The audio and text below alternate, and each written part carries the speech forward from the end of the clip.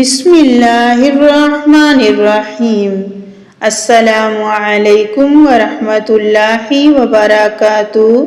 حضرت ابو ہریرہ اور حضرت ابو سعید خدری رضی اللہ تعالیٰ عنہ کہتے ہیں کہ رسول اللہ صلی اللہ علیہ وسلم نے فرمایا، قیامت کے دن ایک بندے کو لایا جائے گا، باری تعالیٰ اس سے فرمائے گا، کیا میں نے تجھے کان، آنکھ، مال اور اولاد سے نہیں نوازا تھا، اور چوپایوں اور کھیتی کو تیرے تابع کر دیا تھا، اور قوم کا تجھے سردار بنا دیا تھا، جن سے بھرپور خدمت لیا کرتا تھا، پھر کیا تجھے یہ خیال بھی تھا کہ تو آج کے دن مجھ سے ملاقات کرے گا؟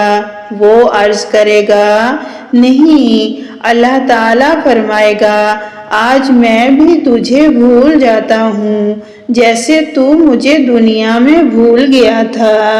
حضرت ابو ہریرہ رضی اللہ تعالیٰ عنہ بیان کرتے ہیں، رسول اللہ صلی اللہ علیہ وسلم نے فرمایا، 3 دعائیں ایسی ہیں جن کی قبولیت میں کوئی شک نہیں: والد کی دعا، مسافر کی دعا اور مظلوم کی دعا۔